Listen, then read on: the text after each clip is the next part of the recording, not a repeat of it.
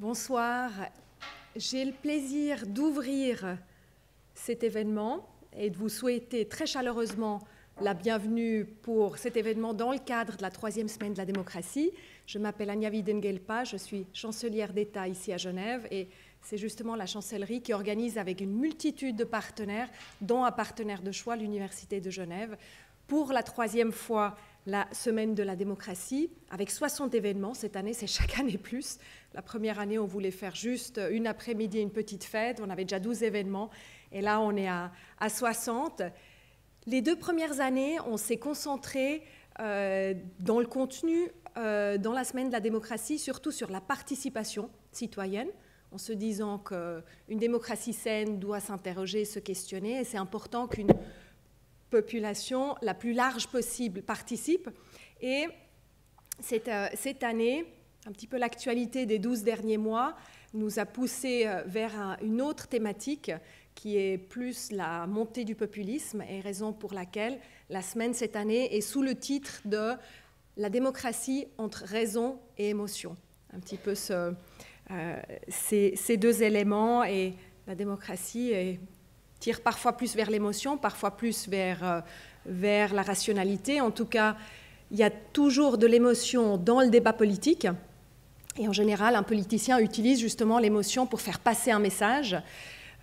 Mais s'il n'y a que l'émotion sans la raison, on peut arriver à des réactions excessives, à du racisme, à des choses qui peuvent aussi être préjudiciables.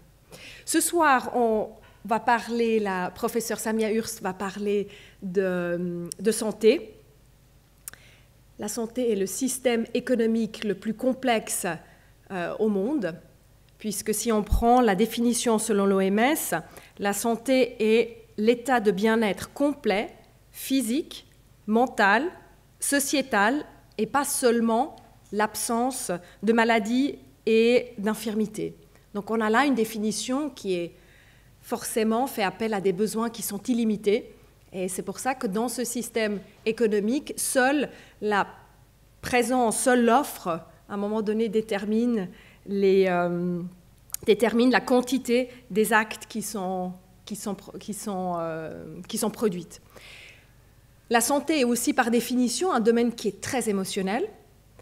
Et si dans certains pays des discussions peuvent avoir lieu, par exemple sur un rationnement, ou si en Suisse on allait dans ces directions,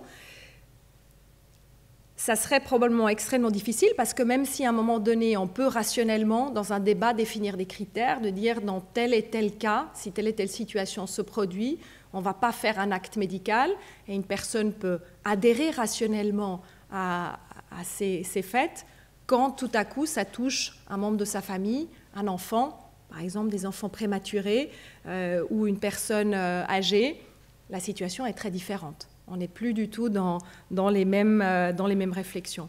Et cette difficulté ou cette particularité entre quelque chose de rationnel et d'émotionnel se voit aussi dans les différentes votations. Ces dernières années, on a eu 19 votations dans le domaine de la santé, 4 étaient cantonales et 15 fédérales, et dans 13 de ces 19 votations, le peuple s'est prononcé par un non. Alors on ne peut pas tirer de ça encore une conclusion qui serait exagérée, mais ça montre quand même que c'est un domaine dans lequel le pilotage politique n'est pas simple, et c'est un domaine dans lequel les changements sont pas simples à faire. Et je me réjouis alors ce soir très particulièrement d'entendre plus du professeur Samia Hurst. Je pense que c'est la personne la mieux placée pour parler de ça, de santé, mais aussi des choix faits par les citoyens. Et je suis très heureux que vous soyez tous venus. Et j'espère que nombre d'entre vous participeront aussi demain au rallye démocratique, ou peut-être à la Silent Disco demain soir. Donc demain soir, il y a une Silent Disco à l'Hôtel de Ville. Pour ceux qui, comme moi, l'année passée, ne savaient pas ce que c'était, vous êtes dans un lieu, là c'est dans la cour de l'Hôtel de Ville et pas dans une salle fermée, et vous avez un casque avec 3 différents DJ, donc vous pouvez choisir quel DJ vous voulez écouter. Et surtout, ce qui, moi, personnellement, je trouvais agréable, c'est qu'on peut changer le volume. Donc ça, c'est quand même aussi quelque chose d'agréable par rapport à d'autres lieux. Et surtout, et c'est la raison pour laquelle cet événement est organisé par le Parlement des jeunes, il suffit d'enlever son casque et on peut discuter. Donc on n'est pas seul, ensemble, comme c'est peut-être parfois le cas, là c'est la vieille qui parle, dans des lieux de musique, mais on peut être ensemble et à tout moment, on peut vraiment échanger des mots et pas seulement des regards. Voilà, je me réjouis de vous entendre et vous souhaite tous une très belle soirée. Merci beaucoup.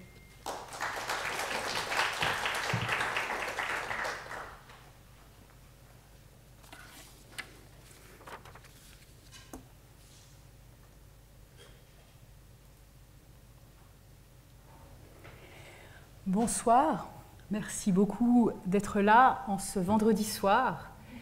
Il est important que vous soyez là car il y aura un moment où c'est vous qui allez faire la conférence. La santé, ça nous importe beaucoup. On est d'accord là-dessus. Du coup, en fait, puisque ça nous importe beaucoup, dans un pays où la démocratie aussi nous importe beaucoup, comme le nôtre, ça devrait être un domaine par excellence, s'attendrait-on, où les décisions démocratiques nous importeraient également beaucoup. Si c'est un domaine important, on s'attendrait à ce qu'on veuille avoir notre mot à dire comme citoyen dans une démocratie, surtout une démocratie directe comme la nôtre. Évidemment, pas dans les décisions individuelles. Qu'est-ce qu'on fait dans un cas individuel? Ça, c'est du ressort des individus. Mais la médecine et la santé sont pleines de décisions collectives. Sans décision collective, nous n'aurions tout simplement pas de médecine. Nous n'aurions pas des conditions de bonne santé dans notre vie quotidienne, nous n'aurions pas de système de santé, nous n'aurions pas de loi concernant la santé, nous n'aurions pas de politique de santé. Même en excluant, par principe donc, les décisions individuelles de la participation démocratique, il nous reste une masse énorme de décisions dans lesquelles on s'attendrait à ce qu'il soit particulièrement important qu'il y ait de la décision démocratique, étant donné que c'est un domaine qui nous importe beaucoup. Pourtant, en fait, c'est très difficile. C'est vraiment très difficile de faire pénétrer de la décision démocratique dans le système de santé. On vote souvent sur des enjeux qui touchent la santé, c'est vrai, je vous donnerai des exemples, mais pour faire véritablement pénétrer la décision démocratique dans la santé, c'est très difficile. Il y a plusieurs raisons pour ça. Et donc, une des choses que je vais vous présenter aujourd'hui, c'est que même si c'est un progrès véritablement modeste, je vais rester très humble avec ça, en fait, on l'a un petit peu fait. En tout cas, on a fait un exercice qui permet de montrer, d'entrevoir des pistes sur comment est-ce qu'on pourrait amener plus de participation citoyenne, non pas dans quelque chose qui ressemblerait à des votations, parce que vous allez voir, ça ne ressemble pas du tout à des votations et ça ne peut pas prétendre être quelque chose de semblable, mais qui permet en tout cas de faire pénétrer les avis des citoyens davantage dans ces discussions difficiles du système de santé. En fait, on s'est servi pour ça d'un jeu. Un jeu sérieux, ce que les Anglais appellent des serious games, c'est quelque chose qui est en pleine croissance. On fait un système où, à l'aide d'un jeu, une sorte de jeu de société, eh bien, on traduit des décisions très techniques dans quelque chose de plus digeste, de plus abordable, qui permet la participation de personnes qui sont non averties, qui permet finalement à des personnes qui ne sont pas des experts d'avoir un système qui prédigère les connaissances techniques pour leur présenter des choix réalistes sur lesquels ils peuvent s'exprimer sans connaissance préalable. Et en les mettant en discussion les uns avec les autres, ça permet aussi quelque chose d'autre qui est vraiment très intéressant, à savoir confronter leurs expériences. Comme dans beaucoup de domaines, mais ça c'est peut-être pas seulement lié à la santé, notre imagination a des limites. On se fait notre avis sur la base de ce qu'on croit être une image complète de la réalité. Or, c'est une image souvent très partielle. Et en se racontant les uns aux autres nos histoires et nos expériences, nos faits, de quoi on part pour se faire notre avis, eh bien, on élargit, on étire les limites de notre imagination et on arrive à avoir une idée fondée sur une réalité plus vaste et plus diverse. Ça permet donc de rabaisser des cloisons qui existent ici, qui séparent parfois les malades et les bien portants, classiquement, mais parfois aussi les riches et les pauvres, les jeunes et les moins jeunes. Je vais vous y faire jouer. Alors, l'exercice entier dure 3 heures. Je ne vais pas vous garder aussi longtemps, rassurez-vous. Je vais vous faire juste une sorte de petit menu dégustation, quelque chose qui est juste un avant-goût, pour que vous voyiez un peu de quoi il en retourne. Et je vais aussi vous raconter ce que nos participants nous ont appris, qu'est-ce qu'ils nous ont dit lorsqu'on l'a fait en vrai, quand on a fait l'exercice entier. Notre santé, donc, nous importe beaucoup, et elle ne dépend pas que de nous. Nos aliments sont produits, pour la plupart, par d'autres, sont contrôlés, souvent préparés par d'autres. Nous avons des projets qui sont parfois des projets très vastes ou parfois très locaux pour nous permettre des comportements qui favorisent notre santé. On nous y incite parfois de faire des choses qui sont bonnes pour notre santé. Et parfois, on nous y décourage de faire des choses qui sont bonnes pour notre santé. Et quand tout ça est mis ensemble, eh bien, il arrive qu'on tombe malade, parfois malgré, parfois à cause. Et donc, on a besoin d'un système de santé qui nous importe aussi beaucoup. Et ce système de santé, ça va être peut-être la seule dia un tout petit peu très indigeste, mais je vais vous l'expliquer. Ici, vous avez des chiffres, un graphique qui montre les coûts de la santé. Et je vais vous expliquer ce que ça veut dire, parce qu'il y a une ou deux choses vraiment très intéressantes sur cette dia, mais qui ne sont pas nécessairement apparentes au premier coup d'œil. Ici, vous voyez déjà, les États-Unis, ça coûte beaucoup plus cher qu'ailleurs, on le sait. Nous sommes ici. Nous sommes la ligne verte qui est ici, sous la Suède. On est assez haut, hein, on coûte relativement cher, mais on est quand même dans le peloton. Hein, on n'est pas en train de partir en avant comme ça. Qu'est-ce qui est intéressant, c'est qu'ici, vous avez le temps. Hein, donc ça, on voit que ça monte tranquillement, mais ça monte.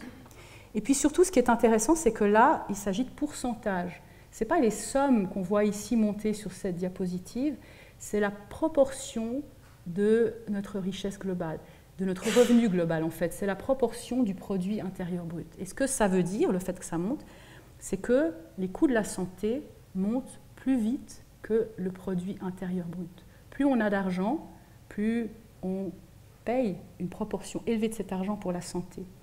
Les économistes, je ne suis pas du tout économiste, je suis médecin et éthicienne, mais je ne suis pas économiste. Les économistes nous disent que lorsque les prix d'une chose augmentent plus vite que le produit intérieur brut, ça veut dire que c'est un produit de luxe. Alors, le médecin en moi se révolte hein, quand on entend ça. La médecine est un bien essentiel, fondamental, vital, ce n'est pas un produit de luxe. Il s'empresse de corriger que ça ne veut pas dire que c'est superflu, ça veut juste dire que ça a ce comportement-là en termes de coût et de comportement de consommation. Alors, ça me rassure un peu. Mais qu'est-ce que ça veut dire? Ça veut dire qu'en fait, l'importance qu'on accorde à la santé et l'argent qu'on est d'accord de mettre dans la santé augmente à mesure qu'on a couvert nos autres besoins de base. En fait, c'est une sorte de mesure de l'importance qu'on accorde à la médecine et au domaine de la santé. Quand on a très très peu, quand on est un pays très pauvre et qu'on a juste de quoi avoir le minimum vital pour la population, que les gens sont en souci d'avoir à manger, un toit sur leur tête, eh bien c'est là-dessus qu'ils vont mettre la plus grande part de leurs biens. Dès que ça c'est couvert, et on vit dans une société où même si ce n'est pas couvert pour tout le monde, c'est largement couvert pour la plupart des personnes, eh bien, une des priorités qui vient derrière est la santé. On est d'accord de dépenser plus, c'est la priorité suivante. C'est une marque du fait que la santé nous importe, en fait, cette courbe qui monte. Et c'est intéressant de voir que dans tous ces systèmes de santé, ici vous voyez que des pays très divers sont sur la dia, on a ce même phénomène. C'est une tendance lourde. C'est quelque chose que des choix fondamentalement différents en termes de politique de santé arrivent relativement peu à influencer. On le trouve dans des systèmes de santé qui sont centralisés, dans des systèmes de santé très décentralisés, dans des systèmes de santé basés largement sur de la concurrence, dans des systèmes de santé étatiques où il y a beaucoup moins de concurrence, et on retrouve toujours, ou presque toujours, ce phénomène. C'est une marque de l'importance, la santé, ça nous importe. Et donc, nous devrions vouloir beaucoup de démocratie dans la santé. Et si nous regardons ce qui se passe, si nous regardons comment nous faisons entrer nos processus démocratiques dans la santé, force est de constater qu'en Suisse, nous sommes très bien lotis. Nous avons la possibilité de la démocratie directe, le droit d'initiative et de référendum, les débats publics qui sont suscités par les initiatives et les référendums, les votations, nous pouvons nous prononcer. Il y a tout un autre chapitre de démocratie délibérative avec des inclusions, des consultations publiques. Nous sommes à bonne enseigne.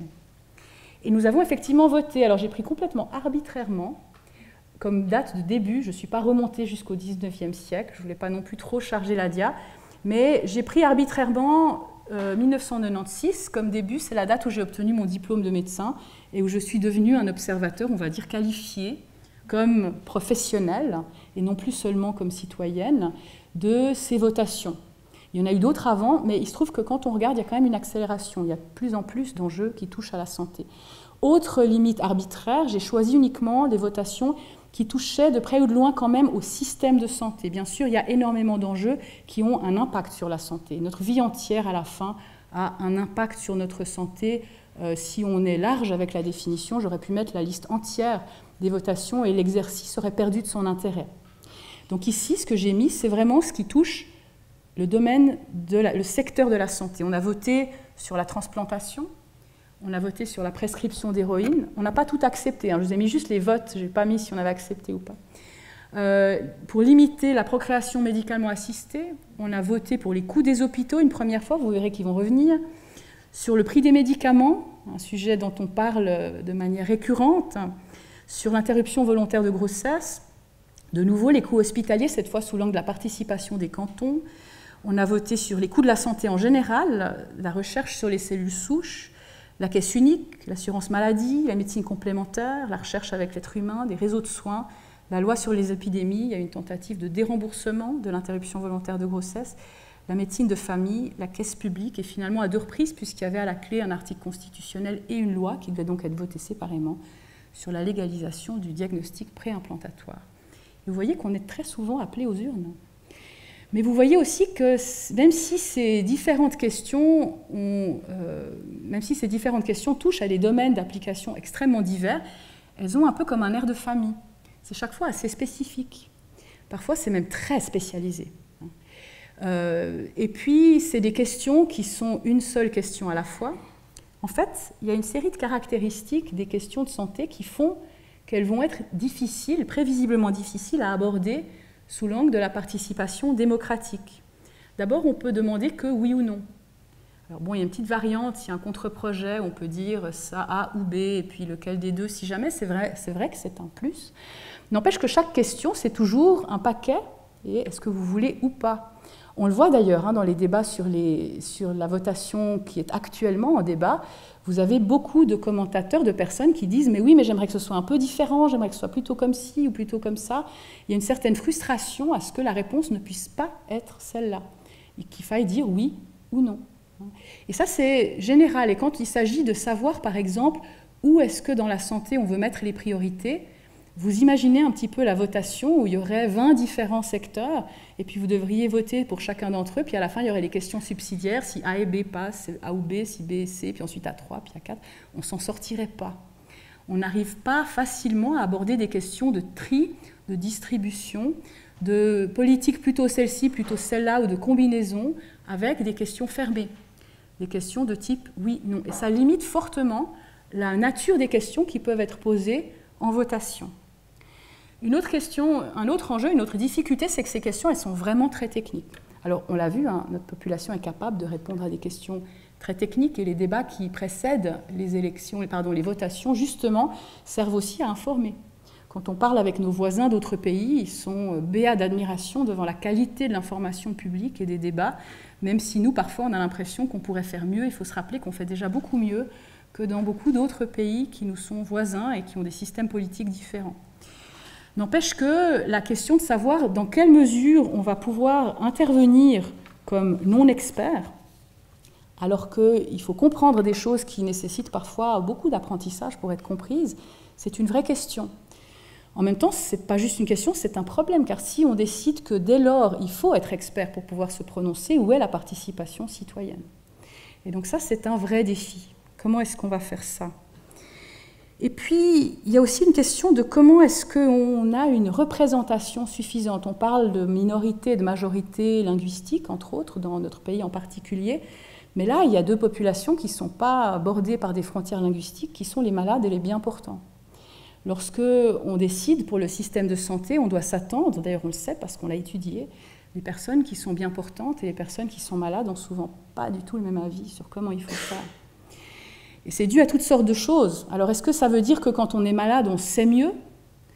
Est-ce que ça veut dire que quand on est malade, on a eu des expériences, des expériences dans le système de santé, pas seulement dans son corps, avec la maladie, mais aussi avec comment ça se passe, qui nous informent davantage? Est-ce qu'il y a une forme de formation, quelque part, par l'expérience de la maladie? Peut-être. Mais est-ce que peut-être aussi on va tirer la couverture vers sa propre maladie? Peut-être qu'on a un conflit d'intérêts quand on est malade. Peut-être que les biens portants, au contraire, sont plus neutres car extérieurs. Puis de toute façon, même si on peut débattre longtemps de ces questions et qu'elles sont intéressantes et qu'on peut être curieux, de toute façon, si on est tous citoyens, on doit tous être citoyens. Alors comment est-ce qu'on va faire si certains sont plus neutres, d'autres plus savants, et que de toute manière, chacun est finalement partie prenante dans le même système de santé et donc doit avoir son mot à dire. Donc, il faudrait essayer d'avoir des solutions qui permettent de demander soit ou soit, et peut-être pas seulement deux, mais plus que deux, de faire participer les non-experts en donnant une part juste à l'expertise, mais sans lui donner le monopole, parce qu'après tout, on est expert, on est peut-être plus savant, on a peut-être mieux compris, mais on est toujours un électeur. Et puis, inclure les malades et les bien portants, ça c'est les enjeux, c'est une partie des enjeux. Alors en fait, nous l'avons fait. Nous avons recruté des citoyens dans un jeu sérieux, c'est ça que nous avons fait. Et c'est un jeu qui permet aux participants de réaliser des pesées plutôt que de répondre à des questions fermées. Ils doivent décider s'ils vont faire où. C'est un peu abstrait ce que je vais vous raconter au début, mais vous allez voir, je vais vous montrer comment ça marche et ça deviendra plus clair. Ce n'est pas un vote classique. Ils ont plusieurs options sur la table, ils peuvent les choisir. Et ça permet de prédigérer les connaissances techniques pour leur présenter donc des choix réalistes sur lesquels ils peuvent s'exprimer, sans connaissance préalable, et de les mettre en discussion les uns avec les autres. C'est un jeu qui existait déjà. Il avait été développé par des collègues outre-Atlantique qui, avec tous ces systèmes différents et très dysfonctionnels, ont tendance à avoir une certaine avance dans la recherche sur les systèmes de santé. Les défauts du leur sont tellement criards que ça appelle l'évocation pour essayer de trouver par tous les moyens des solutions pour essayer de l'améliorer, même un temps soit peu. Ils avaient déjà fait des traductions, je vous parlerai un petit peu plus de ce que c'est que traduire un outil comme celui-là. Ils avaient fait des traductions pour la Nouvelle-Zélande, pour un État de l'Inde, où c'était un exercice particulièrement intéressant parce que c'était pour une micro-assurance où les personnes avaient comme budget de la santé $1 par année à distribuer. Ils ont fait donc plusieurs traductions déjà. Qu'est-ce que ça veut dire traduire? D'abord, vous devez savoir quelles sont les questions principales qui vous intéressent. Vous voulez savoir l'avis des gens sur quoi, au fond? Et pour ça, on avait notre propre idée, mais on est aussi allé à la rencontre de personnes qui connaissaient particulièrement bien le système de santé, des parlementaires, des médecins, des personnes qui avaient des rôles politiques comme médecins aussi, des associations de patients. Et nous leur avons demandé, à leur avis, finalement, quelles étaient les questions principales qui se posaient dans le système de santé qu'il faudrait explorer par là. Donc on doit déterminer les questions qu'on se pose, parce que ça va déterminer comment on structure le jeu. Ensuite, comme il y aura des choix où il faudra distribuer des symboles qui représentent en fait de l'argent, il faut que les choix que les gens font soient suffisamment réalistes. Alors réaliste, ça ne veut pas dire au centime près, mais ça veut dire que si vous devez mettre 3 jetons quelque part, et que le choix c'est de mettre un jeton ailleurs, les 3 jetons doivent vraiment valoir à peu près 3 fois le 1 jeton d'ailleurs. Ça a l'air de rien, mais c'est extrêmement compliqué. On a travaillé 1 année avec une firme d'actuaires pour avoir une image symboliquement suffisamment représentative du système de santé suisse. Je suis sûre qu'elle est bourrée d'erreurs, mais l'idée c'est que les proportions soient à peu près respectées. Puis ensuite, il faut avoir des scénarios qui puissent expliquer aux gens, raconter des histoires aux gens pour leur dire voilà ce qui pourrait vous arriver comme maladie. Puisqu'on a des malades et des bien portants, et des malades qui ont souvent une maladie ou deux, pas toutes les maladies, heureusement, hein, on ne leur souhaiterait pas. Et donc, on veut avoir des petites histoires de ce qui pourrait arriver pour qu'ils aient une idée réaliste des impacts des choix qu'ils ont faits. Et finalement seulement, on peut s'atteler à la traduction linguistique. On a traduit à la fin l'outil final dans les 3 langues nationales. 1 an de travail. Puis on a pris le train. On a réuni des gens des samedis après-midi, en général parce qu'on passait le matin dans le train pour y arriver. On est allé de plus en plus loin. On a commencé en Suisse romande, tranquillement, dans notre propre langue, pour un peu se rôder. Ensuite, on est allé en Suisse allemande, dans différentes villes qu'on a choisies, pas par leur importance, j'ai conscience de la sensibilité de ces sujets en Suisse, mais par leur réseautage avec les transports publics, afin de permettre que des gens qui viennent pas seulement de la ville, mais des campagnes environnantes, puissent aussi s'y rendre facilement.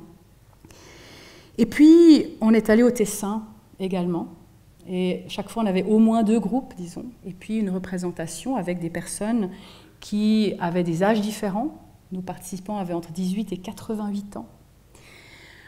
avec des hommes et des femmes à peu près de manière équivalente. On avait pour la plupart des Suisses, mais il y en avait quelques-uns qui étaient doubles nationaux. C'était avant que ce soit si controversé. Des gens de toutes sortes d'états civils, de toutes sortes de niveaux de formation aussi. On avait beaucoup de personnes qui avaient fait des apprentissages, des gens aussi qui avaient été à l'école secondaire, à l'université, un peu un reflet de la population générale, avec des revenus différents, des états de santé différents. On était heureux de cela, non pas parce qu'on était heureux que certains soient malades, évidemment, on ne se réjouirait pas d'une chose pareille, mais parce que, évidemment, quand on a recruté, on avait des informations sur les gens, on a pu faire exprès de mélanger des gens de revenus différents et de milieux socio-économiques différents, mais on ne pouvait pas faire exprès de mélanger les malades et des bien portants, parce que ça, c'est une information confidentielle que nous n'avions pas. Et donc, on a dû compter sur le fait qu'on allait ratisser large pour que ça se donne comme ça. Et c'est ça qui s'est produit, ça s'est donné comme ça. Il y avait peu de vraisemblance que ça ne se donne pas comme ça, mais ça aurait été très embêtant, parce que justement, un des buts, c'était ça, c'était aussi de mélanger les malades et les bien portants. On leur a demandé aussi, ça c'était pas exprès, mais on leur a demandé leur stratégie avec leur prime d'assurance. Est-ce qu'ils avaient plutôt pris une prime faible et une franchise élevée? Est-ce qu'ils avaient plutôt pris une prime élevée et une franchise faible? Parce qu'ils étaient plutôt au milieu. Et puis ça s'est aussi donné que c'était environ un tiers. Mais ça non plus, c'était pas obligatoire. Alors voilà comment ça se présente. Je vous parle depuis un petit moment de ce jeu. Non, pardon, voilà à quoi ça ressemble quand on a des gens qui discutent. Là, j'ai flouté les visages, mais c'est un de nos groupes où les personnes sont en train de discuter de manière très intense. On voit, et ça, c'était une des choses frappantes, les gens se prenaient au jeu très vite. Quand ils entraient dans la salle, ils étaient très méfiants. Ils disaient, mais vous êtes qui? Les coûts de la santé, qui aura les résultats? Ça sert à quoi? Et puis, on leur expliquait qui on était, on leur expliquait ce qu'on allait faire, et puis les gens se décongelaient tranquillement. Petit à petit, ils se prenaient au jeu, ils se mettaient à discuter de plus en plus passionnément. À la fin, dont on avait du mal à se débarrasser. Ils ne voulaient plus partir. Ils étaient passionnés, ils étaient heureux qu'on leur ait demandé leur avis. Ils avaient l'impression d'avoir vraiment pu le donner. C'était très gratifiant comme projet de recherche. Alors maintenant, voilà à quoi ça ressemble. Ça, c'est le tableau du jeu dans sa version suisse. Je vous explique ce que ça veut dire. Ici, on a 3 cercles concentriques. Et ici, vous avez les étiquettes. Ça, c'est l'assurance au niveau le plus bas. Ce n'est pas l'assurance version Lamal. Ça, on a dû très très vite le préciser aux personnes. Quand on dit assurance de base, en Suisse, on comprend, c'est la Lamal. Mais non, ce n'est pas ça. On a fait exprès qu'il n'y ait pas un des cercles concentriques qui représente l'état actuel de la couverture d'assurance de base dans notre pays. Et ça veut dire qu'en fait, si on n'est pas déjà averti, on ne peut pas vraiment savoir quel est le niveau qu'on a actuellement si on ne sait pas déjà par ailleurs. Donc il n'y a pas un trait là autour qui permettrait de dire si je couvre tout ça, j'aurai comme maintenant. Et puis ça c'est plus élevé que le minimum et ça c'est encore plus élevé. Vous voyez que pas toutes les catégories montent jusqu'au 3e niveau.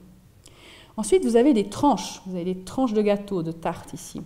Ces tranches sont des domaines des soins de santé, du secteur de santé.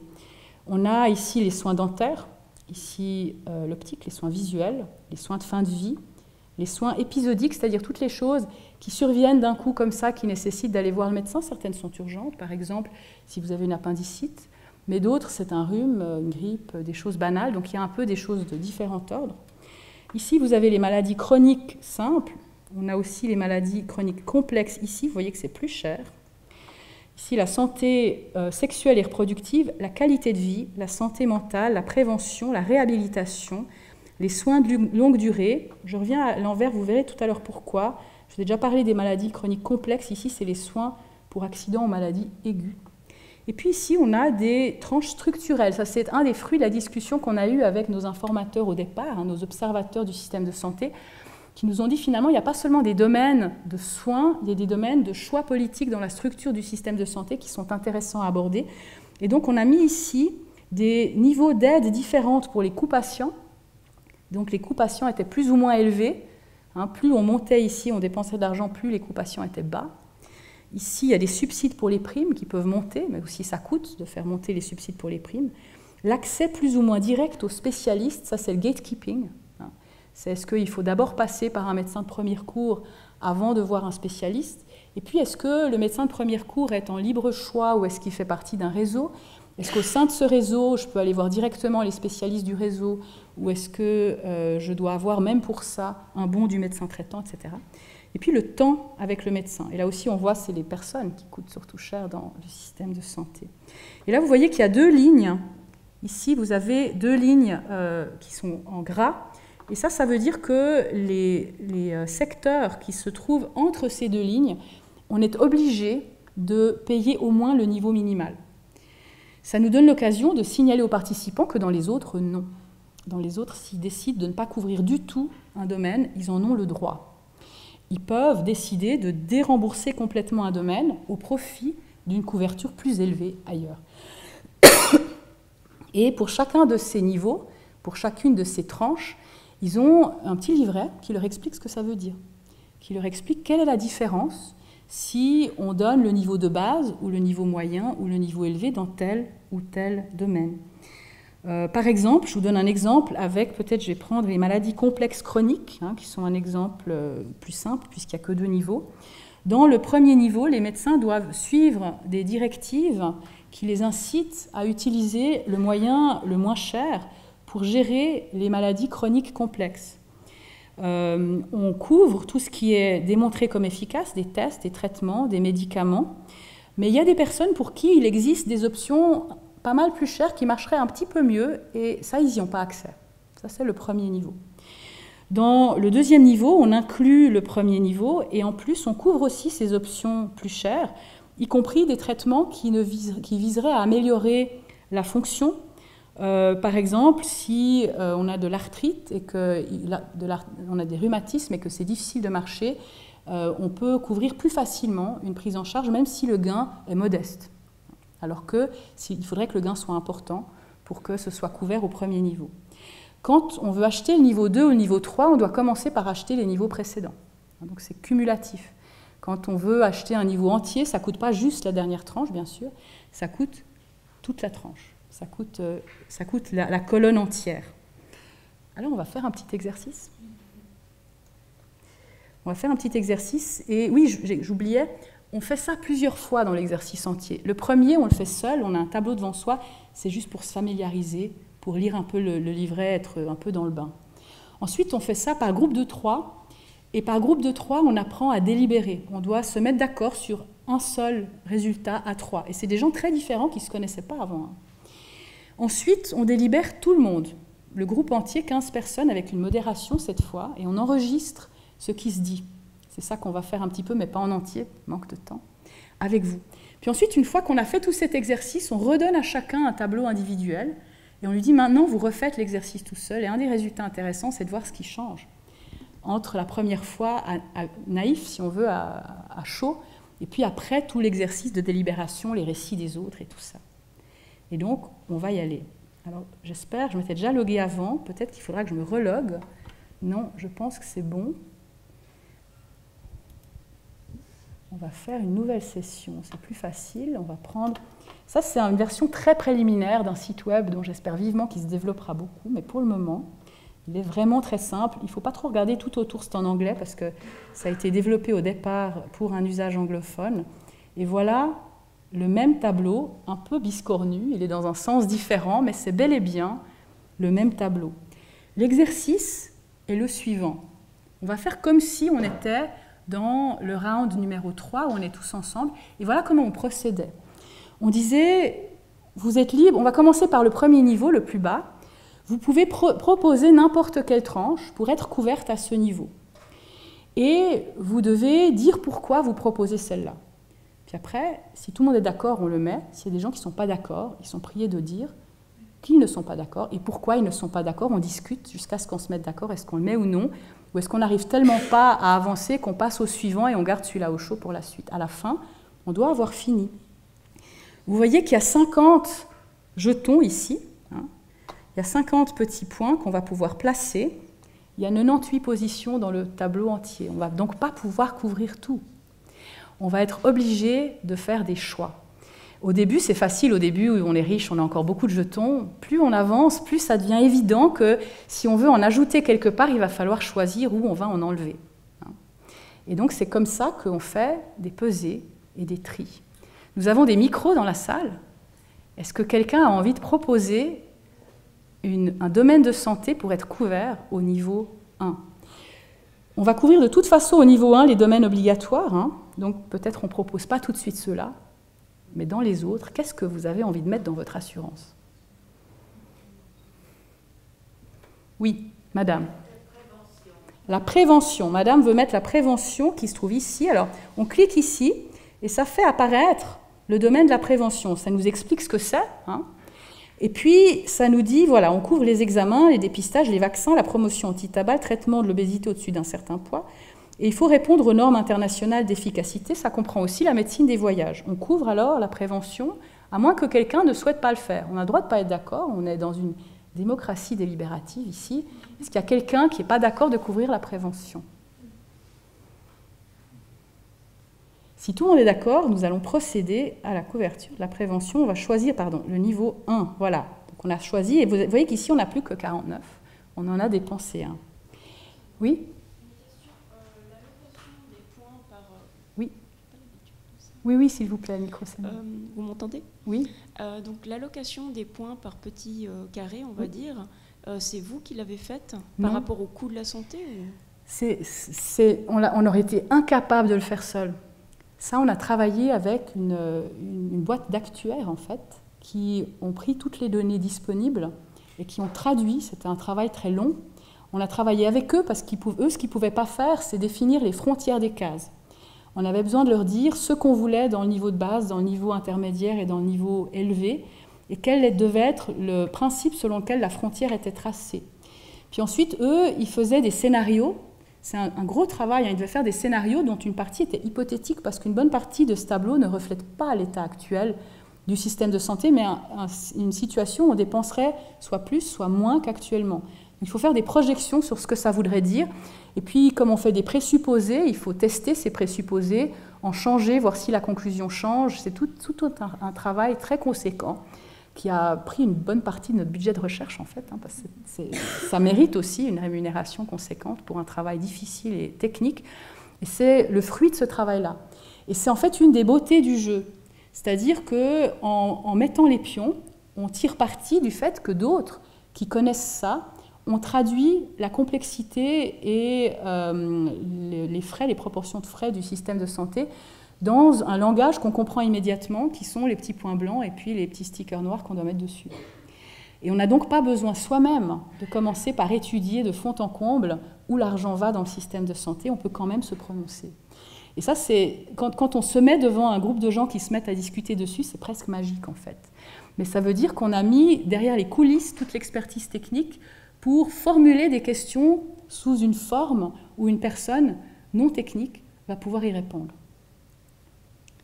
Alors, qui veut mettre autre chose ailleurs? 2 personnes maintenant, c'est bien, vous prenez courage. Ouais. Excusez-moi, c'est pour une question. Oui, vous pouvez aussi poser une question. J'ai peut-être mal compris, mais comme, donc d'après l'étude que vous avez faite, vous avez prédéterminé le nombre de points maximum qui peuvent être attribués par niveau, par petite case de couleur, mais si dans un débat, comme par exemple madame qui propose la prévention, on n'est pas du tout d'accord et on se dit, mais c'est rien, moi je veux changer totalement de système de médecine, c'est au moins 2 degrés et j'y mettrais bien 2 petits points par 2 petits points. Qu'est-ce qui se passe? Et en même temps que vous avez une majorité, je veux dire, on va quand même pas essayer de coller à la proposition. Oui. Alors ça, excusez-moi, non, c'est une excellente question et on nous l'a posée dans tous les groupes. Donc oui, ça nous a réjouis d'ailleurs, hein, parce que ça montrait aussi qu'une fois qu'on donne la parole aux gens et qu'on leur donne des moyens de s'exprimer, ils en veulent plus. Et ça, c'était très très bien. C'est quelque chose qui est revenu dans tous les groupes, de dire, mais au fond, on fait toutes sortes de présupposés. Celui que vous citez en est un. On part du principe, par exemple, qu'on va continuer de rémunérer les différentes personnes qui sont rémunérées dans le système de santé d'une manière assez semblable. Ce n'est pas remis en question là-dedans. C'est ça que je voulais dire quand je disais qu'il fallait choisir les questions qu'on allait poser au départ. Parce qu'il n'est pas vraiment possible d'élargir le champ plus que tant. On peut élargir beaucoup. On peut permettre des questions qui ne sont pas dans le champ démocratique autrement, mais il y a des questions qui vont rester en dehors de celles qu'on a posées. Et c'est des questions qui sont elles aussi légitimes. Si on veut changer le système de fond en comble, on a peut-être de bonnes raisons de vouloir critiquer le système actuel, on a peut-être de bonnes raisons de vouloir le changer, mais si ce n'est pas dans le panel des questions qui sont posées, eh bien, ce jeu ne va pas le permettre. En revanche, il permet de récolter ça. Il permet de voir d'où viennent les gens, qu'est-ce qu'ils vous disent, quand ils vous disent, en fait, ce qu'il faudrait, c'est changer vraiment tout, plutôt que de faire les pesées que vous êtes en train de nous demander. Oui ? Oui. En fait, il suffit de la dire, parce qu'on enregistre. On enregistre et on récolte. Mais ça ne peut pas se traduire sur le tableau, vous avez raison. Ça se traduit en dehors. On a deux sortes de résultats à la fin, ce que les gens ont mis sur le tableau et ce qu'ils nous ont dit.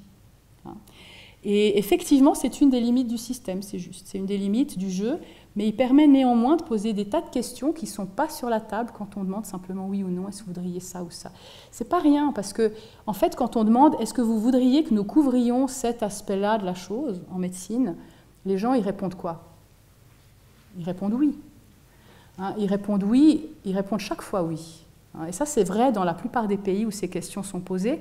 Alors, peut-être que c'est simplement que ça reflète cette importance de la santé que je vous montrais avec la courbe qui monte, mais c'est peut-être aussi le fait qu'on nous pose les questions une à une et qu'on n'a pas l'occasion de faire ces pesées. On a le droit de poser des questions aussi, donc n'hésitez pas si vous en avez, mais si vous avez aussi une proposition à faire, on est un peu là pour ça. Désolée, c'est encore une question. Je pense que la réponse sera peut-être similaire, mais j'ai un petit problème avec la case prévention parce que j'ai l'impression que oui, peut-être si elle coûte quelque chose, même si elle est plutôt bon marché, puisque vous avez besoin que de dépenser un seul pion, il y a aussi un bénéfice. Oui. Par exemple, du fait du but même de la prévention, si vous investissez dedans, vous aurez peut-être moins de maladies chroniques ou moins de, je sais pas, moins de problèmes dentaires. Et du coup, on devrait gagner un peu sur certaines cases. Alors, là aussi, c'est une très bonne remarque. En fait, vous avez vu la case prévention, son contenu, c'est largement du dépistage et de la vaccination. La vaccination, elle, fait épargner des coûts, c'est vrai, parce qu'en fait, on a moins de maladies, jusqu'à un certain point en tout cas, c'est vrai. Le dépistage, en fait, malgré le fait qu'on se dit prévenir est mieux guérir, on va dépenser moins cher, c'est vrai que l'acte est moins cher, mais vous devez utiliser cet acte chez toute une foule de personnes sans savoir à l'avance qui va tomber malade ou non. Et donc les mesures de prévention, en fait, il est inexact que tendanciellement, elles vont faire baisser les coûts ailleurs, parce qu'elles coûtent souvent, par simplement le volume de cas, assez cher. Alors, il y a autre chose que vous avez dit, il y a peu de choses là-dedans. On a volontairement choisi, et ça c'était un choix initial, il aurait pu être autrement, et d'autres versions du jeu font ce choix autrement. On a choisi de rester dans le domaine du secteur de la santé. Mais il y a aussi une autre version du jeu, et peut-être qu'on la répétera en Suisse, cette autre version, elle est beaucoup plus compliquée à préparer, mais peut-être plus intéressante. On a commencé par la plus simple, qui en fait sort du secteur de la santé, qui regarde dans d'autres domaines de la vie ce qui a un impact sur la santé. Je vous disais pour les votations que j'avais dû opérer un tri, parce que certaines votations ont un impact indirect sur la santé, alors qu'en fait, il ne s'agissait pas de santé au départ. Si vous faites des pistes cyclables, par exemple, qui sont plus sûrs, où les gens vont faire plus de vélo, vous aurez un impact sur leur santé, ce n'est pas le but au départ. Il y a d'autres choses comme ça. Alors, il y a une version du jeu où on peut augmenter les pions qu'on donne pour de l'aménagement urbain, pour de la qualité alimentaire, pour de l'éducation, pour des choses qui ne sont pas dans le système de santé, et où ça a un impact ensuite sur ce qu'on peut mettre dans la santé, et il y a une manière de mesurer la rentabilité de ça dans la santé. Mais on a fait le choix, un peu à contre-cœur, je dois dire, ça c'était peut-être le choix qui, moi, me coûtait le plus. On a fait le choix de commencer par le système de santé comme un vase clos, en fait. Ça ne reflète pas la réalité, vous avez raison. Effectivement, tout le reste aurait été de l'ordre de la prévention, en fait. Il y a toutes sortes de choses en dehors du système de santé où se passe finalement l'essentiel de la prévention en termes, non pas de détection précoce des maladies, mais d'évitement de tomber malade. Ça, c'est tout à fait juste. Oui ? Si vous attendez le micro, vous serez enregistré, c'est mieux. Non, mais c'est mieux parce qu'on est filmé aussi pour les personnes qui sont absentes. Excusez-moi encore d'interrompre votre processus, mais vu qu'on est déjà deux à trouver qu'il y a une limite, je me permets juste de poser une question. Vous avez parlé qu'il a été proposé en Suisse, hein, Swiss Chat. Oui. Au même titre que le tableau du départ nous montrait l'augmentation dans le GDP de la part du coût de la santé. Vous avez été le proposer à quelques voisins ou quelque part pour voir déjà s'il y a une ressemblance malgré les systèmes différents ou si en fait il y a des choix complètement différents. Bon, on serait en Chine peut-être avec la tendance à la prévention de manière historique, ça aurait été différent, mais je veux dire sans rire, est-ce que vous l'avez déjà testé quelque part? Alors nos collègues l'ont fait. Ils l'ont testé dans plusieurs États des États-Unis, en Nouvelle-Zélande, en Inde. On est le 4e pays désormais. Et le fait que ce soit, que ça augmente finalement, on espère que ça va en encourager d'autres. Mais vous l'avez vu, la préparation est assez considérable. Il faut passer tout ce temps à traduire des données qui ne sont pas toujours très faciles à obtenir dans un tableau très digeste. Et c'est quelque chose qui prend du temps, qui prend de l'expertise, qui prend des groupes interdisciplinaires avec des compétences très différentes. Et donc c'est quelque chose qui est pas... C'est pas nécessairement quelque chose que vous pouvez facilement générer pour un système de santé différent. On a trouvé des similitudes et aussi des différences avec les résultats trouvés ailleurs, hein. Avec cette limite aussi, qui va un petit peu avec ce que vous évoquez, que plus on fait des choix qui sont plus proches de ce qu'on a envie de tester nous, plus on a ensuite un jeu différent de celui des autres, et donc ça devient plus difficile de le comparer. Ça, c'est aussi une pesée qu'on doit faire comme chercheur. Quand on fait ça, si on transplante tel quel le jeu d'un autre pays, la comparaison sera facile, mais peut-être que c'est très à côté de la plaque des questions qu'on se poserait chez nous, et il faut opérer aussi une pesée là. Il faut que ce soit aussi pertinent que possible, mais en même temps, on est intéressé quand même par des comparaisons possibles, au moins sur certains domaines. Qui a envie de proposer de mettre des pions quelque part? Oui, voilà, monsieur avait sa main levée depuis tout à l'heure. Les soins dentaires. Les soins dentaires. Ok, alors on va mettre les soins dentaires. Ici, on va cliquer sur les dents. Et on a différents niveaux. Alors là, on a 3 niveaux dans les soins dentaires. Au niveau 1, les soins dentaires sont couverts sous l'assurance maladie si votre docteur stipule que ça vient de votre état médical. Au niveau 2, le nettoyage et les radiographies sont couverts une fois par an sans quote-part. Les services dentaires de base sont couverts à 80%, les urgences, les caries, les chirurgies buccales. Et ça paye 50% des couronnes et des bridges avec un maximum de 1 000 francs par an. Et puis, au niveau 3, on couvre aussi les couronnes et les bridges avec un maximum de 3 000 francs par an. Donc, des niveaux assez différents, finalement, pour les soins dentaires. Peut-être que, puisqu'on a passé aussi du temps pour autre chose, je vais changer un peu la règle et vous dire que vous pouvez décider à quel niveau vous le voulez, à moins qu'il y ait quelqu'un qui souhaite ne pas couvrir du tout les soins dentaires. Est-ce qu'il y a quelqu'un qui veut couvrir rien dans les soins dentaires? Personne. Donc peut-être vous pouvez proposer aussi quel niveau vous aimeriez tenter de mettre. Je mettrais le niveau 3. Le niveau 3. Alors est-ce que quelqu'un ne veut pas mettre le niveau 3 en soins dentaires? Pardon? Oui? Vous ne voulez pas mettre le niveau... Alors, ok. Alors on va maintenant discuter des raisons. Pourquoi est-ce que vous aimeriez mettre le niveau 3? Il faut passer le micro, désolé. Un petit peu par provocation, parce qu'actuellement le débat est un petit peu la guerre des riches contre les pauvres, qui refusent les assurances dentaires aux pauvres chez nous. Mais c'est vrai que ça mérite débat. Ce serait le minimum, le 2. Ok. Alors, pourquoi ne voulez-vous pas mettre le niveau 3?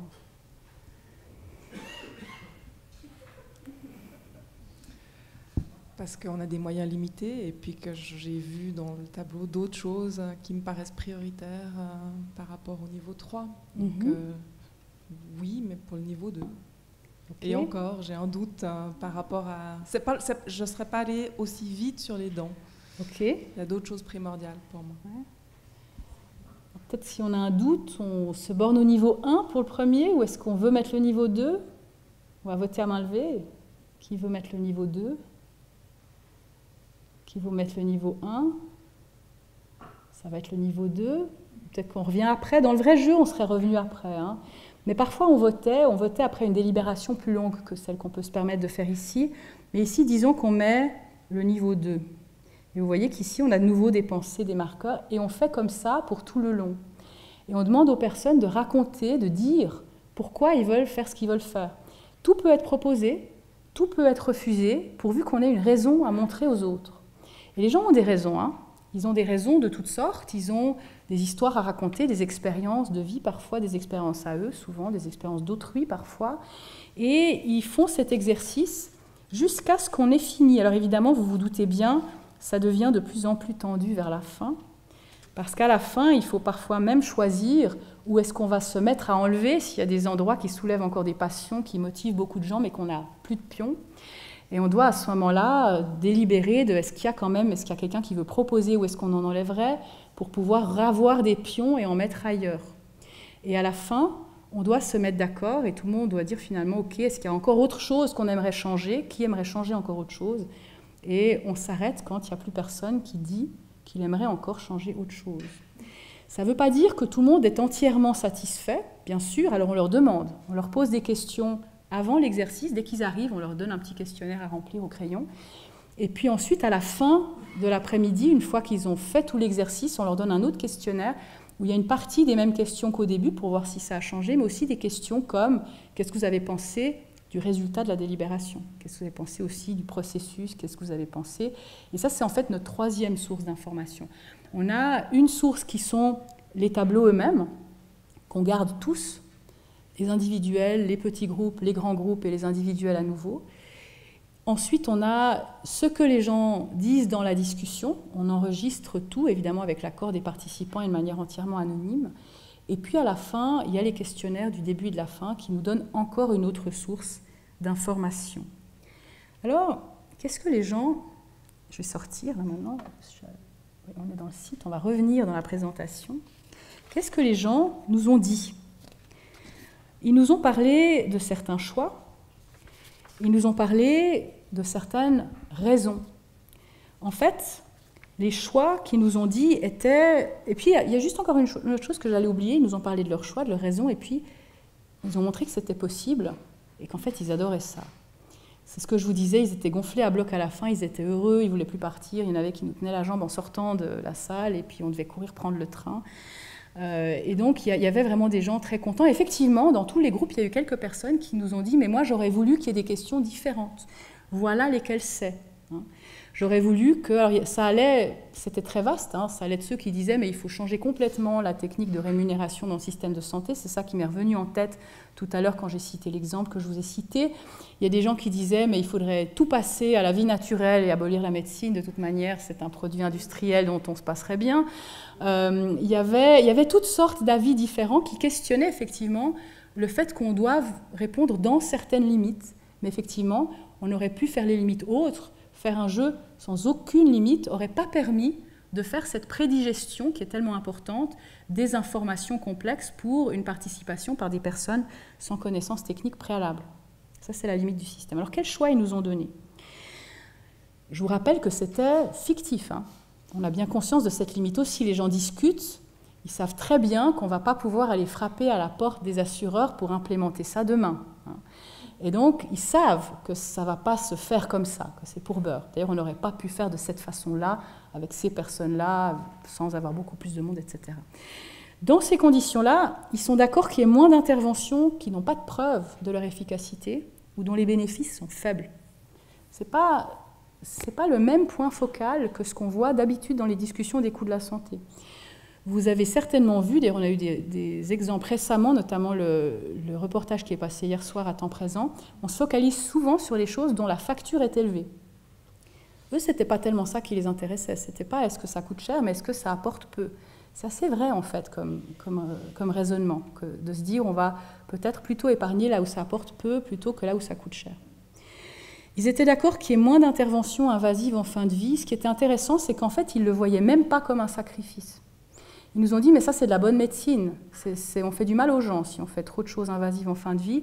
Ce serait une erreur de dépenser plus pour le niveau plus élevé là. Les deux niveaux en fin de vie étaient l'accès à tout ce qui améliore la qualité de vie, y compris quand c'est technique.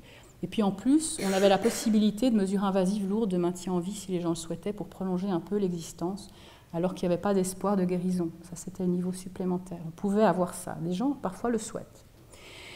Mais ils étaient d'accord de dire ça, il ne faut pas. On met les gens, c'est même presque trop lourd d'avoir le choix. Il vaudrait mieux ne pas avoir le choix. Alors bon, ensuite, c'est typiquement une de ces situations où dans la vraie situation, parfois les gens décident autrement. Mais là, il disait, c'est de la bonne médecine, c'est même pas un sacrifice, on ne veut pas mettre nos pions là. C'est pas qu'on est en train de renoncer, c'est pas un renoncement. Ça, c'était quelque chose qui avait des échos dans certains autres exercices réalisés dans d'autres pays, où certaines choses aussi étaient perçues comme de la médecine en trop. Et ça, c'est intéressant de voir que même si on dit souvent la demande est infinie, en fait, pas toujours, pas si on regarde dans une plus grande granularité. Ils étaient d'accord d'attendre un peu plus pour les soins épisodiques, ça reflète aussi le fait qu'on a un système de santé où on attend souvent assez peu, en fait. Ils étaient d'accord avec plus de gatekeeping, ça c'est pas surprenant, si on voit les choix que les gens font effectivement dans les contrats d'assurance maladie, on voit que c'est un modèle qui a le vent en poupe, qui est choisi par un nombre de plus en plus important de personnes. Ils voulaient plus de soins de longue durée. Les pions qu'ils économisaient en les enlevant dans les endroits où je vous ai dit qu'ils les enlevaient, ils voulaient les mettre dans plus de soins de longue durée, plus de réhabilitation, plus de choses qui ont aussi là, un air de famille, qui ne sont pas nécessairement les endroits les plus prestigieux, les plus high-tech, les plus visibles de la médecine. Et puis ce qui est frappant, c'est qu'on leur a demandé à la fin, si on vous donnait quelques pions en plus, vous les mettriez où ? Dans le questionnaire à la fin, on leur a demandé ça. Si on vous donnait des pions en plus et que vous pouviez couvrir un truc, un niveau de plus dans un domaine de votre choix, où est-ce que vous les auriez mis ? On s'est dit que la frustration que les gens ressentiraient à la fin de l'exercice les rendrait reconnaissants d'avoir cette possibilité à la fin, et puis que ça nous montrerait quelles étaient les viennent ensuite des priorités.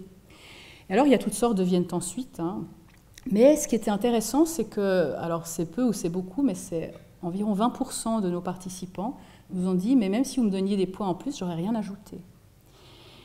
Ça veut dire que pour un certain nombre de participants qui venaient de se livrer à tout cet exercice délibératif, eh bien, on pouvait avoir un concept de suffisamment de médecine. Et ça, c'est intéressant, ça, c'est pas quelque chose qu'on trouve volontiers. On a souvent cette idée que plus on offre, plus les gens prennent.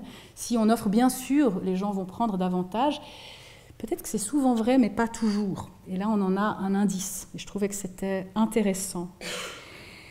Et puis, il n'y avait pas grand-chose. On leur a posé des questions à la fin aussi. On leur a demandé quelles étaient les mesures que vous estimeriez les plus utiles pour contrôler les coûts de la santé. Ça, c'était une manière de sortir un peu du cadre. On leur a proposé des stratégies qui n'étaient pas dans le tableau pour qu'ils puissent un petit peu sortir et qu'ils puissent nous dire leur avis sur différentes façons. Quelles seraient les plus utiles et ensuite quelles seraient les plus acceptables et les moins acceptables. Parce que ce n'est pas la même chose nécessairement, les plus utiles ou les plus acceptables. Et ce qui est intéressant, c'est qu'ils nous ont donné toutes sortes de réponses, mais il n'y en avait pas une qui dépassait les 50%. Et ça nous montre aussi une des limites de la démocratie par le vote. Ils étaient majoritairement d'accord qu'il faudrait faire quelque chose, mais alors quoi, ça se dispersait. Et on voit très bien que si on pose des questions auxquelles on doit répondre par oui ou non, dans une situation comme celle-là, on finira par ne rien faire, parce qu'aucune des options n'aura une majorité. Et puis, ils nous ont donné certaines raisons, et les raisons étaient très intéressantes également. D'abord, c'est important de couvrir tout le monde. La médecine est importante, c'est le reflet de l'importance de la médecine. La couverture était stratégique. Ils réfléchissaient de manière très stratégique, nos participants. Ils essayaient d'éviter tous les doublets possibles d'assurance, tout ce qui avait la moindre possibilité d'être couvert par autre chose, ils essayaient de le sortir. Ils réfléchissaient en termes de oui, mais est-ce que si je couvre ici vraiment le nombre de pions par rapport au nombre d'avantages, est-ce qu'il ne vaudrait pas mieux couvrir ailleurs ? Il y en avait même qui avaient une réflexion stratégique un peu méta sur l'exercice lui-même. Je me rappelle d'une discussion dans un des groupes de Suisse romande où des personnes ne voulaient pas couvrir le maximum pour les soins visuels parce qu'ils estimaient que ce n'était pas suffisant encore et qu'il valait mieux ne rien dépenser plutôt que d'avoir aussi peu de couverture. Et puis il y en a d'autres qui ont dit oui, bien sûr, mais si on donne cette réponse ensuite, les gens qui vont lire les résultats, ils vont estimer qu'on pense que ce n'est pas important la vue, alors il faut au moins qu'on mette le milieu pour pouvoir signaler la chose pour qu'ensuite ce soit entendu que c'est quand même important, les soins visuels. La protection des groupes vulnérables était importante, ça inclut la protection de leurs protecteurs aussi, c'était une chose très intéressante. Il y avait des groupes qui étaient inclus dans ceux à protéger particulièrement, non pas parce qu'ils étaient particulièrement fragiles ou particulièrement difficiles à protéger ou qu'il était difficile de leur donner accès à leurs droits, comme on entend d'habitude la vulnérabilité, mais parce qu'ils étaient une partie essentielle du système pour en protéger d'autres. Un exemple, c'est les familles. Il y avait comme une structure dans la discussion de nos participants où, contrairement à ce qu'on décrit souvent, il y a les patients, les individus, et puis il y a la collectivité qui répond par le système de santé. En fait, ils disaient non, il n'y a pas les individus et la société, il y a des individus, des familles et la société. Et c'était comme si on reconnaissait le fait que lorsqu'une personne est malade, sa famille est en quelque sorte en première ligne et donne un service indispensable pour s'occuper de la personne malade. Et si la famille n'arrive plus à suivre, eh bien, plus de charge va tomber sur la collectivité. Il est donc intelligent, autant que juste, de soutenir également la famille d'abord pour éviter qu'elle n'entre en défaillance et qu'il faille ensuite s'en passer pour soutenir la personne malade à son tour. C'était juste, mais aussi judicieux, que la collectivité aide les mini-collectivités qui la constituent. Et puis, la solidarité est importante. C'était intéressant qu'ils en parlent parce que la solidarité dans la littérature, vous voyez des gens qui discutent, mais qu'est-ce que ça veut dire? Est-ce que vraiment on sait ce que ça veut dire? Ils étaient un peu incertains aussi, mais c'était en lien avec le point suivant. Ils ne savaient pas quoi faire de la responsabilité individuelle. Est-ce qu'elle existe? Quand est-ce qu'elle existe? Beaucoup de récits ont porté là-dessus. Est-ce que vraiment on peut dire que quelqu'un est responsable lorsque ceci, cela, cela? Mais alors, dans tel ou tel autre cas, ils étaient très hésitants. Et puis même quand on admet qu'elle existe, qu'est-ce qu'on doit en faire? Est-ce que ça veut dire qu'on aurait moins droit? Pas évident.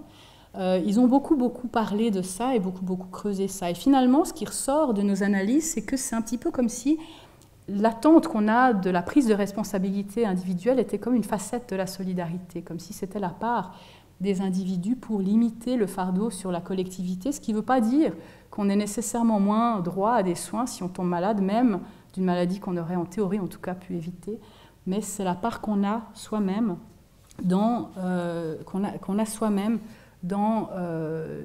l'action collective, quand on est le malade. Alors je vous l'ai dit, à la fin, les gens étaient gonflés à bloc, étaient tout contents, et ils nous ont montré en fait qu'une délibération citoyenne sur des questions complexes, techniques, qui concernent des choix distributifs dans la santé, c'est possible. Et combiner les apports d'experts et la participation citoyenne pour éviter à chacun de devoir d'abord devenir expert, ce qui prend un certain temps, c'est possible aussi.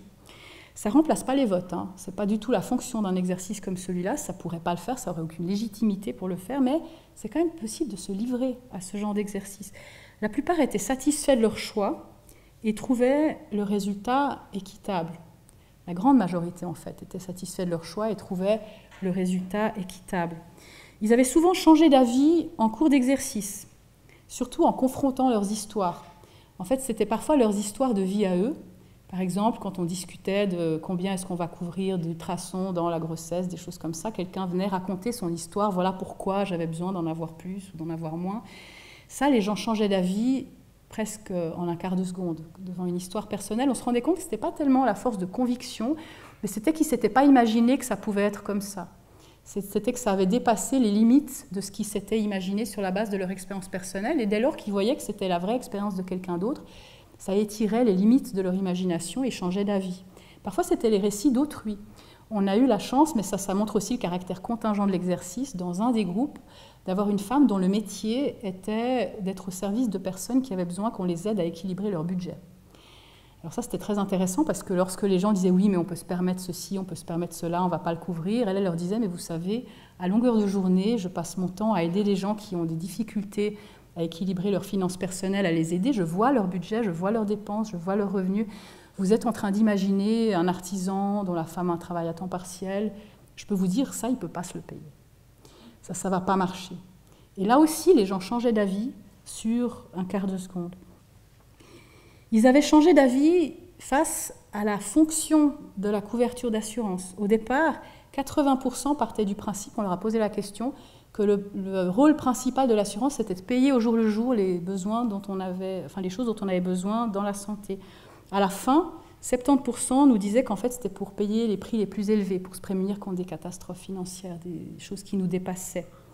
Ils avaient appris, ils s'étaient confrontés, ils étaient gonflés à bloc, et il y en avait qui ne voulaient plus partir.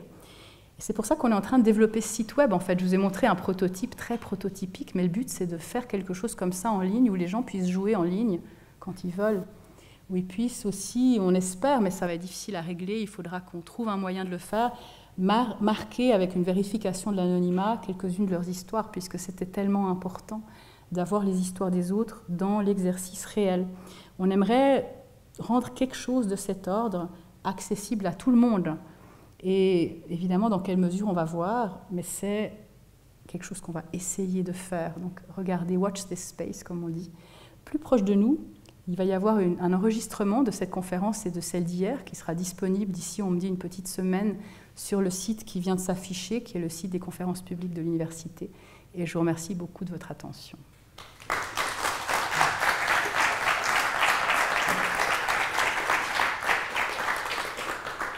Nous avons du temps pour des questions et toujours des micros, si je ne me trompe pas.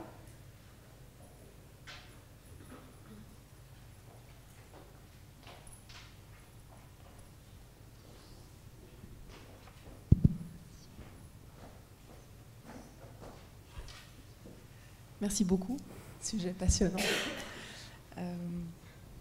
Vous pouvez nous montrer ce qui se cache sous le temps avec le médecin? Oui. C'est très bien, vous avez mis le doigt sur la faille la plus large. En fait, le temps avec le médecin, c'est celui pour lequel nos collègues actuaires ont dû faire les présupposés les plus grands. Ils sont partis du principe qu'on aurait moins de temps avec le médecin dans le premier niveau et plus dans l'autre, que c'était possible d'avoir une consultation plus longue, de voir le médecin plus fréquemment. C'est finalement l'accès au temps du médecin qui est plus important. Et c'est aussi finalement le nombre de médecins qui doit augmenter pour permettre cela, puisque si les patients doivent avoir accès, il ne faut pas qu'ils s'entrechoquent dans la consultation. Je ne vais pas vous donner les chiffres qui se représentent là, parce qu'en fait, ils ont été obligés d'un petit peu faire un choix quelque part, mais il n'y a pas vraiment de limite mathématique là-dedans. Perturbe en ce moment, oui, à cause du 1er janvier 2018, où on nous oblige à faire des consultations en 20 minutes. Oui. On ne sera plus rémunéré au-delà. Alors, on est face à un vrai choix en tant que médecin. Oui. Moi, je suis médecin de première cour. Est-ce que j'accepte ça? Est-ce que la qualité passe avant? Parce que je ne fais pas le même travail en 20 minutes qu'en 45 minutes. Ah non, ça c'est clair. Hein. Est-ce que je triche le système? Parce que dans les collègues, voilà, c'est des choses qu'on entend. Ben, on verra les gens, on les fera revenir 3 fois. C'est pas le but. Ça va coûter plus cher. Oui, oui, beaucoup plus cher. Juste. Ouais. Et puis, est-ce qu'on travaille alors la moitié du temps bénévolement? Ouais. Je l'envisage. Hein. Moi, il y a des situations où je ne peux pas envisager de voir les gens en 20 minutes. C'est juste humain, pas possible. Qu'est-ce que vous auriez à nous dire sur ça? Vous avez le temps pour une deuxième conférence? Oui. Je ne l'ai pas préparée, celle-là. La rémunération, en général, la rémunération dans le secteur de la santé, c'est une question épineuse, pas seulement sous l'angle politique. On voit bien que ça soulève les passions dès qu'on y touche un millimètre, mais sous l'angle éthique aussi, en fait. Qu'est-ce qu'on paye? Au nom de quoi est-ce qu'une rémunération est juste? C'est des questions auxquelles on n'a pas une réponse simple. Est-ce que payer le temps, c'est juste? Pendant très longtemps, on n'a pas vraiment payé le temps. On payait les actes seulement. On a introduit la rémunération du temps dans un deuxième temps. Il y a des pays où on ne paye ni le temps ni les actes, où on vous paye pour être le médecin de ce patient. Une somme annuelle dont seront déduits les frais pour soigner ce patient, et à la fin, ce qui reste, c'est votre salaire. Ça, c'est un moyen différent de payer. Et puis, combien est-il juste de gagner? En fait, si on regarde sous l'angle historique cette question, la question de la rémunération de la médecine, elle commence tout de suite par être sulfureuse. Parce qu'au fond, je suis médecin moi-même, je le dis comme tel, on gagne notre vie sur le malheur des gens. Et puis, ça ne marche pas toujours. Et puis, il y a des recommandations, déjà depuis le Moyen-Âge, de facturer très rapidement, parce que quand le patient est guéri, il n'a plus envie de voir le médecin, surtout si c'est pour le payer. Donc, il y a un côté qui nous dérange au fond du fond, et qui ressort à chaque fois qu'on renégocie comment on va être rémunéré aussi. Vous avez raison quand vous dites, est-ce qu'on va me faire travailler bénévolement si forcément, parfois, je dépasse les 20 minutes? comment est-ce que ça pourrait ne pas se produire, hein, parce que de temps en temps, on va simplement oublier l'heure, parce qu'il y a quelque chose de plus urgent à faire. Même si on imagine qu'on fait sonner une sonnerie, ce que franchement je trouverais insoutenable, eh bien parfois on va quand même rester encore avec ce patient qui est en train maintenant de faire un problème grave au-delà de la sonnerie.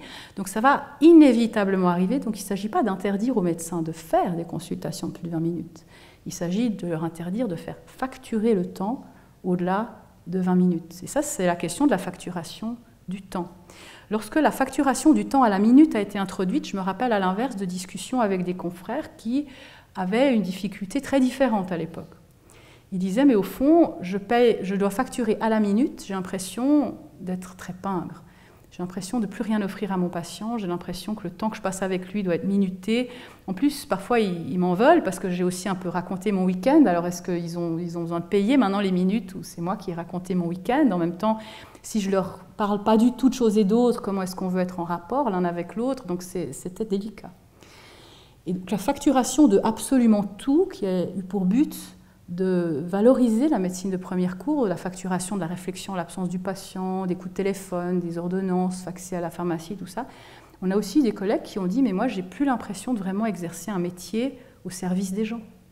J'ai l'impression d'être dans une sorte de schéma industrialisé où tout m'est rémunéré. » Et en fait, il y a quelque chose de profondément vrai là derrière, c'est que c'est assez rare que pour le même acte, on reçoive deux formes de reconnaissance. Si tout a été payé, on est quitte. L'argent, à la base, sert à ça. L'argent sert à dépersonnaliser les transactions pour qu'elles puissent avoir lieu entre personnes qui n'ont pas besoin de se faire confiance. Puisque je n'ai pas besoin de savoir que si je vous prête quelque chose ou je vous donne quelque chose, vous me rendrez un service inverse dans 2 mois parce qu'on se connaît encore et qu'on se fait confiance. Et donc, il y a beaucoup de choses qui se cachent derrière cette question de la rémunération. Du coup, une autre manière de réfléchir, c'est quels sont les effets qu'on veut obtenir. Est-ce qu'on veut que les gens passent plus de temps? Est-ce qu'on veut que les gens passent moins de temps? Est-ce qu'on veut que les gens aient plus souvent chez le docteur ou moins souvent? Est-ce qu'on veut qu'il y ait plus de médecins de premier recours ou moins? Ça, c'est une question qu'on ne pose pas souvent en termes financiers, mais on devrait. Est-ce qu'on veut qu'il y ait plus de telle ou telle spécialité particulièrement lucrative, puisqu'on sait que c'est un des facteurs qui joue dans le choix des carrières des jeunes médecins? Et si on réfléchit en termes des conséquences de la structure de rémunération, eh bien, les réponses changent. Ce n'est pas la même chose que si on se demande au nom de quoi est-ce qu'on gagne de l'argent et comment est-il juste de nous payer. Alors je pense que ce que vous dites, je vais être un peu cynique peut-être, mais les politiques l'ont bien compris. C'est évident qu'ils comptent sur les médecins pour ne pas mettre le patient dehors au bout de 20 minutes lorsque son état nécessite une consultation plus longue. Ils comptent sur le fait qu'on va quand même continuer, et que simplement ce sera des minutes qui étaient rémunérées préalablement et qui ne le seront plus. Et donc on a un peu l'impression de s'être fait blouser. À la décharge des politiques, je me rappelle que quand j'ai commencé de pratiquer la médecine, je l'ai pratiquée une 12aine d'années avant de me tourner vers l'éthique médicale, eh bien, il y avait un problème inverse puisqu'on facturait par tranche de moins de 20 minutes, 20 à 40, puis plus de 40. Donc, ce n'était pas différencié à la minute près. Mais on avait des confrères qui agendaient 6 consultations de moins de 20 minutes par heure et à qui ça ne posait pas de problème de facturer 6 fois 20 minutes chaque heure de leur journée de travail. Et je suis sûre qu'il y a des politiciens qui s'en rappellent de ça.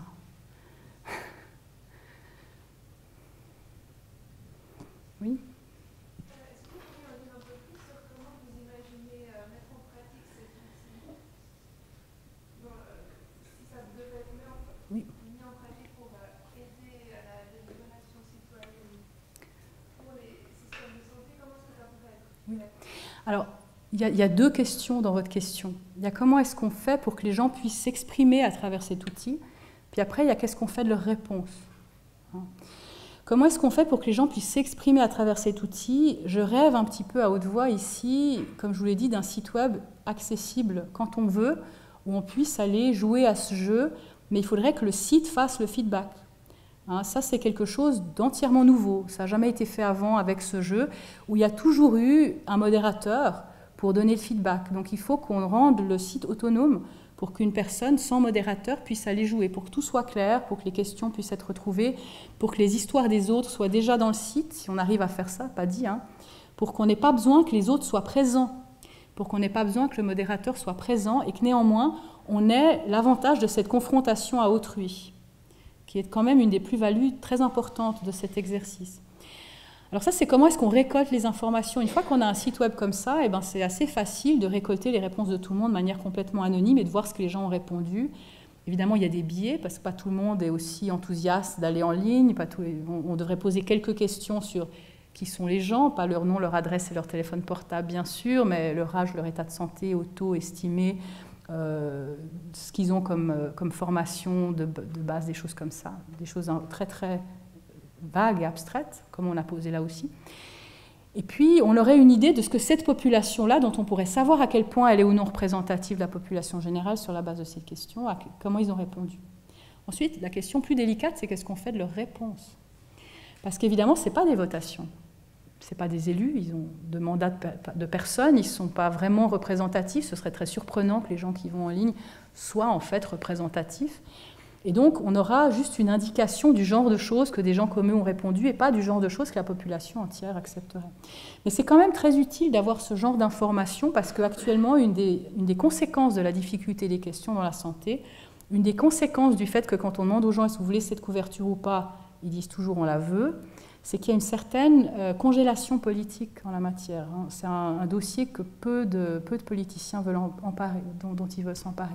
Parce qu'il y a souvent plus de voix à perdre que de voix à gagner, à vouloir faire des changements au système de santé. Surtout que c'est un enjeu qui nous importe beaucoup, puisqu'on l'a vu, on est d'accord de payer de plus en plus. Objectivement, on est d'accord, même si on râle tous les automnes, et encore cet automne, bien sûr. Eh bien, objectivement, on continue de se le payer, notre système de santé. Et on continue, quand des modifications sont proposées, de voir des levées de boucliers, de voir les personnes qui, forcément, dans les pesées, se retrouvent lésées et lever la main et dire qu'elles sont lésées, que ça pose problème. Et du coup, il y a beaucoup de changements qui sont refusés. Si on a un système où les gens peuvent confronter les options, et si on rêve vraiment beaucoup, on peut même imaginer un système où les gens pourraient ajouter des questions hors du cadre, où il y aurait peut-être plusieurs cadres à choix, ça c'est vraiment de la musique de longue haleine. Eh bien, on a une idée sur laquelle on peut au moins un petit peu se baser, qui soit différente du café du commerce, qui soit différente de mon entourage m'a dit que. Notre entourage a malheureusement trop souvent tendance à beaucoup nous ressembler et à ne pas suffisamment étirer les limites de notre imagination, comme c'est le cas quand on se confronte vraiment avec des gens très différents. Oui. Quand vous dites qu'on est d'accord de payer de plus en plus 14-15% du PIB, je ne suis pas si sûr. On a un peu l'impression, on n'est peut-être pas vraiment d'accord et on a l'impression que c'est une courbe qui échappe à notre contrôle. Oui, c'est vrai. C'est vrai. C'est vrai, en même temps, ce qu'on voit, c'est que plus les pays sont riches, plus le pourcentage du PIB dévolu à la santé est élevé. Donc il y a un certain pattern. On voit aussi que lorsque des changements sont proposés qui permettraient de faire des économies, ils ne passent souvent pas. Il y a toutes sortes de choses qui font que, bien sûr, on est nombreux à se dire « ça ne va pas », soit parce qu'on trouve soi-même les frais insupportables, soit lorsque ce n'est pas le cas parce qu'on voit que c'est insupportable pour d'autres. Mais c'est quand même quelque chose où on voit que collectivement, en tout cas, le résultat reste toujours le même. Ce n'est pas tout à fait juste que c'est complètement hors de notre contrôle parce que d'autres pays payent des proportions moindres et c'est la résultante de choix politiques qui ont été différents. Donc on pourrait en théorie changer. Mais il se trouve que les pays riches font le genre de choix qui fait qu'ils dépensent plus pour la santé, que les pays moins riches font le genre de choix qui fait qu'ils dépensent moins pour la santé. Ce n'est pas entièrement surprenant. On est un pays riche et peut-être qu'une des raisons pour lesquelles les coûts de la santé sont élevés, c'est qu'il semblerait que collectivement, même si ce n'est pas toujours individuellement le cas, on puisse encore se le payer. Alors pour combien de temps? C'est une question que j'entends depuis que j'exerçais la médecine au début. On la pose beaucoup, ça continue encore de grimper. On l'a posée aux États-Unis lorsque les frais étaient à peu près ceux qui sont aujourd'hui en Suisse. Vous avez vu la courbe aux États-Unis aujourd'hui. Il y a encore peut-être de la marge, même en Suisse, ce qui veut dire que si on voulait contrôler, ça irait peut-être pas sans heurts. D'ailleurs, on le constate, les heurts arrivent lorsque des tentatives de contrôle des coûts de la santé sont faites.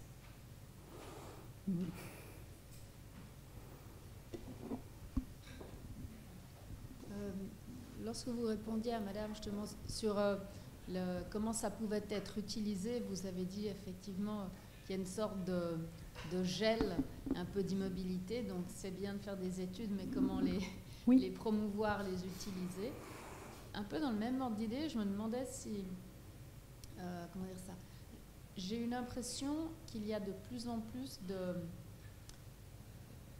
d'importance donnée aux TIC dans l'accès à la santé, une sorte